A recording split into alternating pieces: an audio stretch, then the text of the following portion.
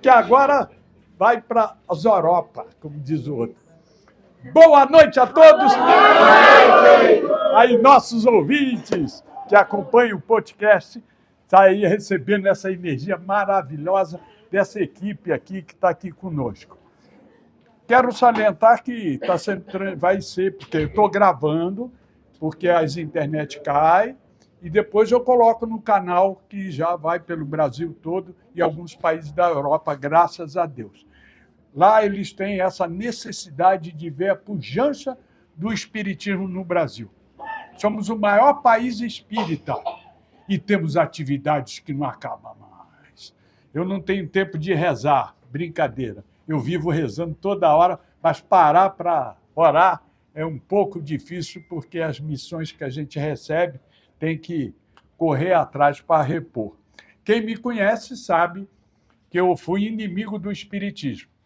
Muito, até os 30 e poucos anos. Depois que eu conheci minha esposa, que era espírita, sofri uma briga com meu irmão gêmeo e não entendia, não tinha, né? Era o céu e o inferno, culpado, Deus condena, essas coisas todas. E, então, fui com ela para o centro espírita e virei vice-presidente da casa. Inimigo. Por isso que a gente tem que ter coragem. Quando eu entrei naquela palestra que era obsessão e fascinação, eu fui com medo, com raiva, né? Com muita dor, muito sofrimento, que às vezes, lamentavelmente, eu aprendi que Deus quer que a gente aprenda pelo amor. Mas você agora é aliado. Aliado. Isso, eles abriram as portas lá. Então, ele quer que a gente aprenda pelo amor. Mas já que não aprende pelo amor, vamos pela dor, tá bom? E nós vamos conversar um pouquinho hoje sobre isso, porque o título é O Limite do Corpo, que está no meu livro, no capítulo 55 da Trilogia da Existência Humana. O que é essa trilogia? É o corpo, perispírito e o espírito. Aí vai explicando ali no livro as quedas que eu tive de helicóptero, de avião, mordida, de escorpião, tudo eu fiquei entre a vida e a morte, que eu operei as pernas, o intestino, coração, boca, dedo, cabeça, vai por aí afora. Quem já assistiu o novo filme O Frankenstein, que é um sucesso, porque colocaram emoção no Frankenstein, quando vocês olharem ele, vocês vão entender quem é que está falando aqui, todo cortado da cabeça aos pés. Acidente de moto e vai por aí afora. Mas essa é a beleza da vida. Por isso que vocês me vê sempre com esse ânimo, esse entusiasmo. Quando eu acabei de escrever esse livro, aí me apareceu um câncer e deu maligno, um melanoma. Pensa que eu me abati com isso? Nem quero saber. Aí fiz os exames, deu agressivo, fiquei 5 horas na UTI, porque eu não podia, porque eu tinha operado o coração 2 vezes, não tinha anestesia, não poderia dar muito certo. Mas não tinha opção, né? Câncer a gente não tem opção, tem que ser a vontade de Deus. E superei, já saí trabalhando, estou aqui, eu fiz o exame essa semana, né? E deu tudo limpinho, grande e tal. Quem sofre com câncer sabe qual é o problema. Aí vai ser essa aí é a primeiro volume. Aí já vem o segundo, depois vai vir um terceiro, nós vamos conversar muito sobre esse assunto. Mas, como está o limite do corpo, nós vamos olhar ali que está escrito: alguns encontros são resposta antes mesmo da pergunta. Quem falou para mim isso, colocar no livro? O meu mentor amigo, Padre Bento. Teve paciência de me educar, porque eu não tinha... Eu era o cão chupando manga, ninguém falava que eu estava errado. Então, ele teve que ir dando doses homeopáticas. Hoje, como eu falo, eu sou uma moça. Não brigo mais, já converso muito, ganhei a amizade dos meus filhos, que eu pensava que tinha, mas não tinha. Minha esposa queria me separar de mim, não pelas questões morais, né? Nunca traí, nunca bebi, nunca fumei, sempre fiel. Então, assim, mas o gênio era muito difícil, uma pessoa muito difícil de aceitar qualquer diálogo. E aí a dor fez, né, foi a minha primeira cirurgia grande, que eu fiquei 1 ano Entre vai e volta, morre, não morre, morre, parecia ping-pong.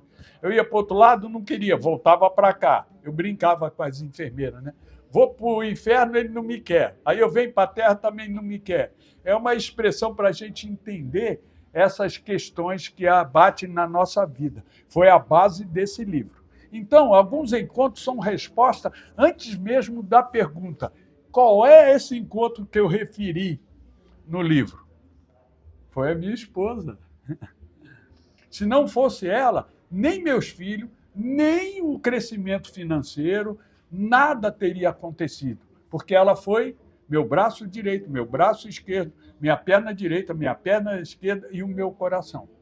Mas ela também teve paciência, que ela fazia assim: calma, tua hora vai chegar, porque eu brigava com ela, porque ela ia para o centro espírita. Aquilo para mim era um absurdo. Casei sem saber que ela era espírita, mas muito pobre, né? Depois que a vida melhorou, compramos nossa casa, carro, os funcionários que eu tinha de 5 foi para 15.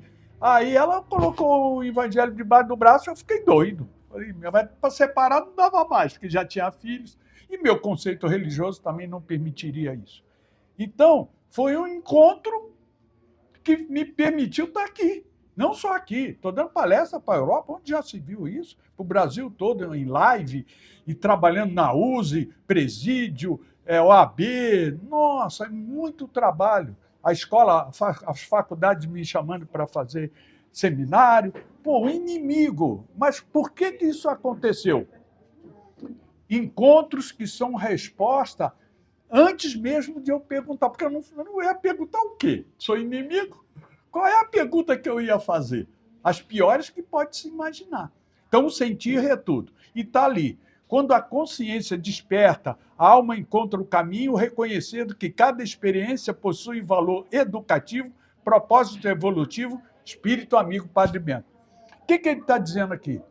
Tudo de ruim que aconteceu não foi nada de ruim. Nem as doenças, foi atropelado, jogado longe. Tem muita coisa aí, né? Que o cachorro me pegou na perna também, foi um problemão. Mas tudo isso me educou. Educou o quê? Meu maior erro, falta de paciência. Não tinha. Então eu tinha que ficar em estado de coma, internado no hospital, minha esposa, meus filhos tendo uma trabalheira danada, porque a empresa, eu não podia voar, a minha empresa entrava em dificuldade. Quem segurava a barra? Minha esposa. E eu tinha um preconceito enorme, isso nós vamos conversando mais para frente. Então, a base do nosso pensamento, limite do corpo. Qual é o limite do corpo? É a velhice. O resto é prova e expiação. Uns vão ter 100 e poucos, outros vão ter 40, 30, outros já desencarnam ainda no útero. Porque minha esposa perdeu 2 meninos no útero, 7 meses. Foi um sofrimento, primeiro filho, nossa, quarto montado. Dali 2 anos, de novo, foi fazer o exame, útero colado. Não tinha como alimentar o feto. Aí fomos fazer um exame, veio um exame na época, isso aí, 30, até 40, 30 anos atrás, que tinha uma câmera com uma tesourinha. Está chegando no Brasil da França. Ela foi lá fazer. Introduziram a câmera com a tesourinha, quando olhou não tinha nada. O útero estava beleza. Só que o médico não sabia que nós tínhamos passado pelo Dr. Fritz. Eu escutei, não tinha muita fé, não, mas minha esposa falou, lá no centro de São Paulo tem um velhinho, Dr. Fritz, que faz cirurgia. E eu fui lá com ela, muito danado, porque esse negócio de espiritismo, né? E entramos, sentamos, 2 cadeiras, uma mesa, um apartamento simples. Ele virou para minha esposa e falou, qual é a dificuldade? Ela falou. Quando acabou, ele pode ir embora. Eu fiquei possesso. Não vi um fenômeno. Não deu um passe. Falei, que espiritismo é esse, né? Mas na hora que eu estava sentado na recepção, que a doutora saiu braba. Quem é que trouxe o paciente errado? Aí as enfermeiras, não, é ela, está aqui a chapa, ó, está colado o útero. Então, ela não tem nada. Houve algum erro? Eu sabia o que era. A espiritualidade age sem você precisar de prova. Você tem que ter fé, determinação e aceitar alguns conceitos que são difíceis, principalmente para mim. Nossa, aquela época era terrível, mas foi uma lição. Aí ela, no primeiro filho, ficou grávida com 7 meses, teve a luz, e antes de nascer o outro, de 7 meses, no resguardo, nasceu o outro. No aniversário do primeiro, ela ali, vai nascer. 2. O que a espiritualidade respondeu? Os 2 espíritos que vieram sabia que não tinha condições de nascer, mas queriam passar uma experiência para saber que pai e que mãe que ele tinha. E voltaram de novo. 2 meninos, veio 2 meninos. Então, são superações que a gente vai aprendendo, que vai ser o 3º livro, o 2º que eu já mandei para revisão, é que nós vamos tratar do céu, inferno e purgatório. Aonde está Deus?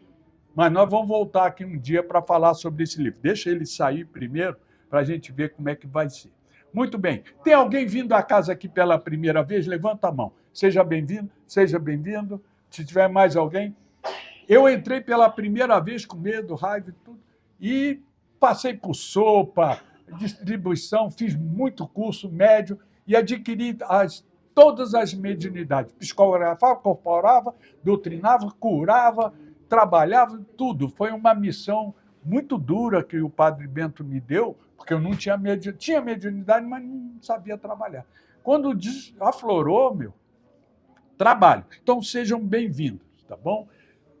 O Espiritismo baseia na ciência, na filosofia e na religião. Ciência, avança. Filosofia, conheça a ti mesmo. Religião, religar uma região. Escolha a sua religião. Não precisa ser espírita, não precisa ser evangélica, cristã, sei lá. Mas aquela que tu escolher, se dedique. Mas não tem resultado se não dedicar à caridade. Nem que seja só um pouquinho. Não precisa fazer muita coisa, não, tá? Pouquinho para Deus é muito. A gente sabe lá da que jogou uma moedinha só lá na urna, lá no centro, e o Cristo falou, aquela moedinha dela vale mais do que o ouro de todo mundo ali. Leis naturais. Por isso que eu tenho essa força. Somos imortais. Ou estou dentro ou estou fora. Acabou. Reencarnação. Para aprender alguma coisa, não é castigo. Evolução. Ninguém vai para o inferno. Esquece isso. Porque bebeu, matou. No presídio, então, já estamos no inferno. Mas estamos evoluindo da nossa maldade para a bondade. Cada um no seu grau. Não queira, eu não tenho condições de ser um Chico Xavier. Não dá, porque ele é dali para lá que ele vai evoluir. Eu estou aqui no meu mundo, interagindo, vou reencarnar, desencarnar, e eu vou evoluir daí. Mas nunca regride porque faz algo errado. O algo errado já está dentro de nós. E o livre-arbítrio. Vocês estão aqui por causa do livre-arbítrio. Ou seja, pela dor, pelo amor, pela consciência, seja o que for. Mas podia estar no bar, enchendo a cara, jogando sinuca, vendo TV, sei lá. Mas vieram. E vai ter a causa e efeito. Vamos colher o que nós estamos aqui propondo e solicitando. Cada um com a sua forma, cada um com o seu desejo. Mas aqui é o local, porque o centro espírita é hospital e escola. A gente aprende alguma coisa, mas também recebe os benefícios. Então, esse trabalho, eu vejo os espíritos sentados aqui, um dia a gente conta porque a hora aqui passa. Temos que aprender a cuidar do espírito. O que é cuidar do espírito? Não verbaliza o que pensa, a não ser que seja coisa boa. Se for para brigar, discutir, ofender, falar, eu tive um filho que puxou cadeia, 15 anos, é um filhão hoje, vinha na minha cabeça, não presta, sei lá o quê. Nunca falei, por causa do Padre Bento. Ele já sabia que ele ia passar uma experiência e depois ser o melhor de todos. É incrível. Abre a porta do carro, o café é meu. Então, quer cuidar do espírito? Aprenda a controlar o verbalizar. Vem na mente, mas não fale. Segura a onda. Eu sei que é difícil. Principalmente na família, a gente briga muito. Cuidar do corpo, o que entra. Olha que beleza. Cuidar do espírito, o que sai. Cuidado do corpo, o que entra. Muita coisa boa da natureza de Deus tem que estar na nossa mesa. O prato tem que ser colorido, com coisa que você gosta e com coisa que você não gosta. Você vai aprender a gostar. Um dia eu decidi não beber mais café com açúcar, porque minha esposa está pré-diabetes. Eu falei, vou ajudá-la. Eu não tinha problema nenhum. A primeira dose que eu botei na boca, coisa horrível. E o que estava do lado do pó de café? O açúcar. Fui lá, fiz outro café, outro dia. Acabou. Eu bebo café sem açúcar normalmente. O que eu fiz? Trabalhei o meu espírito a dominar algo que era bom, mas eu não gostava. E achava que era impossível, porque eu nunca tomei café com açúcar. Nunca. Tomava açúcar com café. Sempre gostei de botar um punhadão de açúcar e um pouquinho de café. Tu imagina você deixar. Deixei. E hoje ainda tinha vergonha, tá? De chegar e falar assim, o meu é sem açúcar. Aí vai dizer que eu sou doente. Era um preconceito danado. Mas venci tudo. O meu é sem açúcar! Vamos que vamos. É assim mesmo. Tudo fica registrado no perispírito, tá? É a base desse livro. Vamos iniciar a leitura que a espiritualidade preparou para nós. O Padre Bento, quem adquiriu o livro, ele foi reduzido o preço para R$ 40, de 50 para 40, porque vai ser na mão da pessoa que comprar. Se for pelo correio, que eu mando para o Brasil inteiro, aí tem R$ 10 de taxa. Então, eu coloquei 50 na época, porque era... E depois uma gráfica fez mais barato.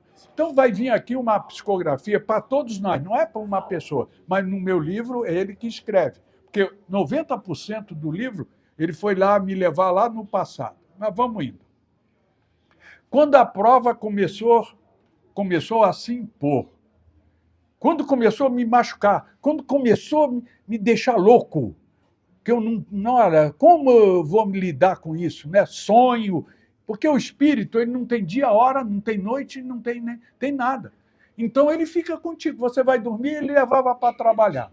Eu acordava, eu tinha que trabalhar. Vai dormir, tem que trabalhar. E esse relacionamento só vem quando tu tem equilíbrio. Mas primeiro você vai passar pelas provas. Então vamos lá. Quando a prova começou a se impor.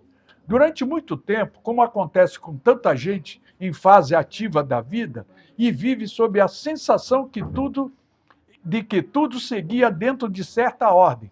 O que aconteceu com a minha vida? Eu sabia tudo, está tudo em ordem, não tinha doença, trabalhava muito, e é a vida. Eu vim do Rio para cá e fui vencendo na vida. Havia trabalho, família, compromisso, projeto, e a impressão de que, com esforço, seria possível manter a coisa sob controle. Eu não bebia, não fumava, não jogava, não traía. E estou sob controle. Eu sou o homem de Deus. Mas não é. Não. Tem coisas que a gente aprende depois. Mas a meu ego, minha vaidade, e a religião que eu pertencia antes, falava que eu era um abençoado. Mas se eu era abençoado, por que minha esposa queria separar de mim? Eu não entendia isso quando ela falou isso. Falei, que loucura! Tu tem um homem maravilhoso. Aí o Padre Bento vem, descascou, vai mostrar lá dentro da gente. Foi então que a saúde começou a se impor de outra maneira. Vieram os problemas intestinais, que foi a minha pior cirurgia. Caí na mão do médico que me operou sem eu precisar. Falou para mim que se eu não operasse, eu ia desencarnar. Então vamos. É médico, mas era novo, nem sabia direito, me operou o intestino, fiquei 10 cirurgias, arrancando um pedacinho, lavando igual porco, lava tudo, infecção generalizada. E cada situação entre a vida e a morte, eu conheci uma situação espiritual. Foi o primeiro desdobramento que eu tive, foi nessas cirurgias todas, né? Ver complicações, a percepção cada vez mais concreta de que o corpo tem uma linguagem própria e de que quem chega num momento em que ela já não pode ser ignorada. Eu já não podia mais ignorar o corpo. Mas por que eu não podia ignorar o corpo? Por causa da doença. Senão você pensa, já pensou uma pessoa com a saúde igual meu pai, foi até os 70 anos, nunca teve uma dor de cabeça. Nunca. Nunca trabalhou e era paizão. Aí uma noite de Natal ele cai no chão. Desmaiou.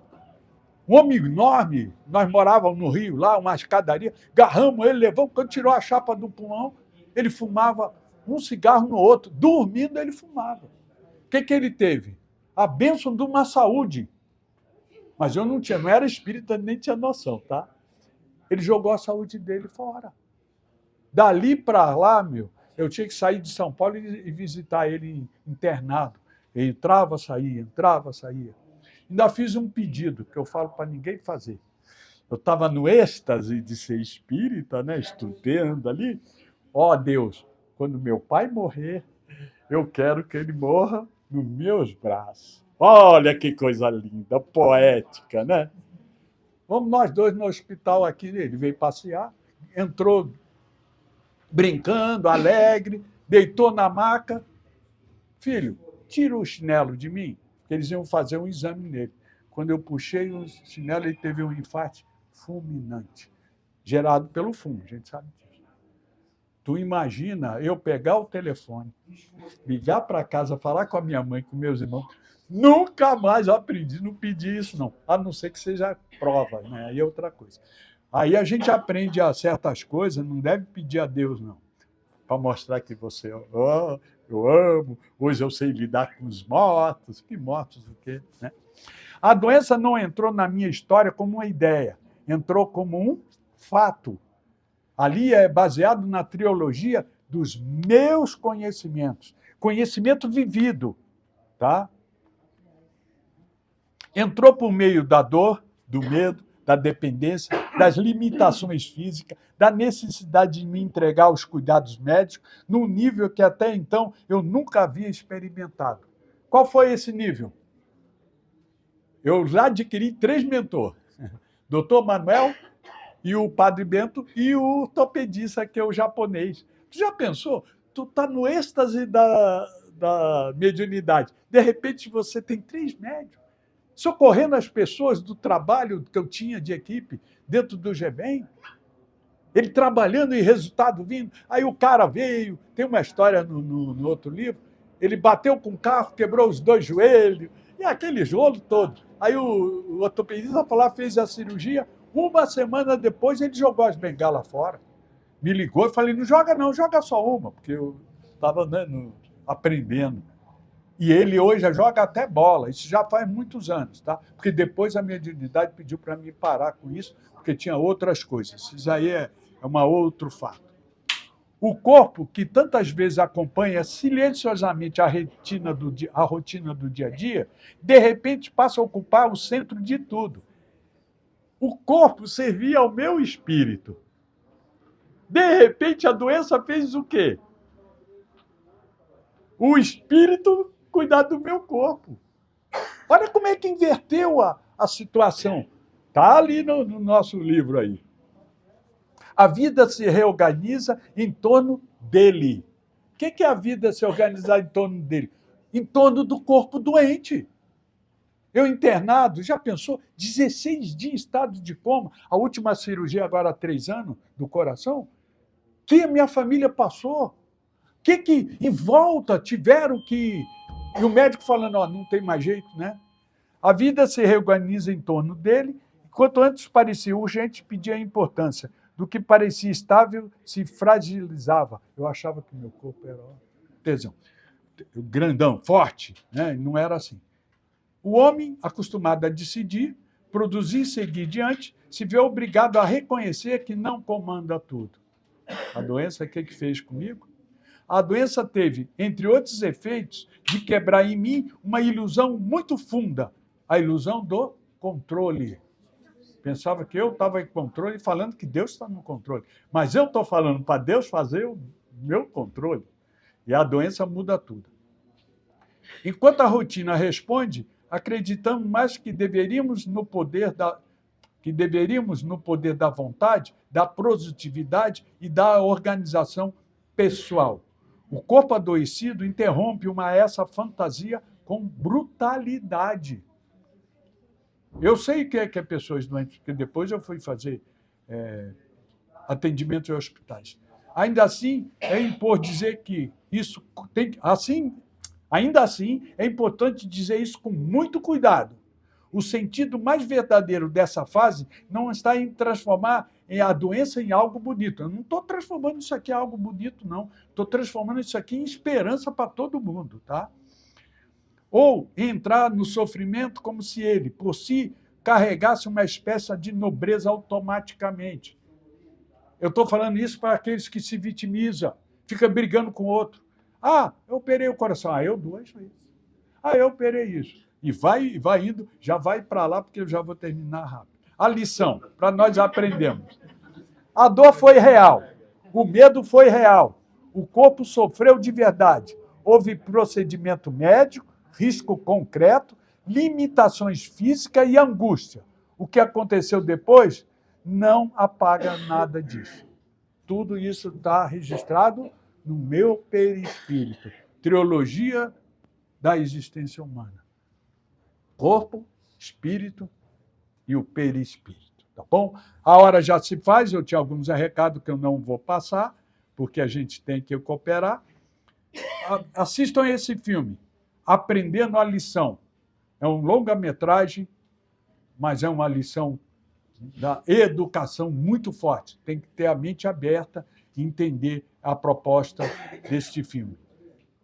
Tema do podcast do dia 5 vai ser tema: a lei do progresso para evoluir tem que construir. Está vendo? Eu construí uma situação. É assim. Nesta quarta, dia 5 do mês que vem, às 15h30, eu, Nilson, Cláudio Honor e Noeli.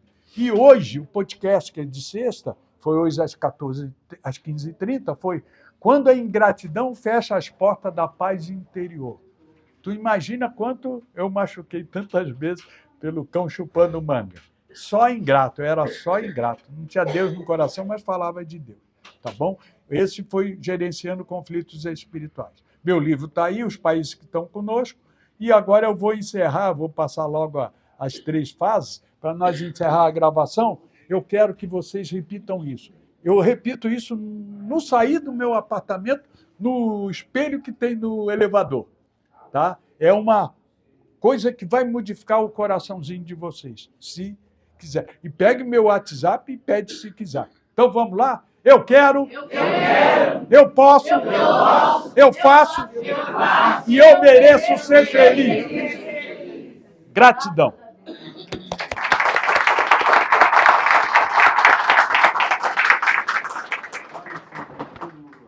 Pronto. Eu ia falar sobre a água fluidificada. Vocês digitem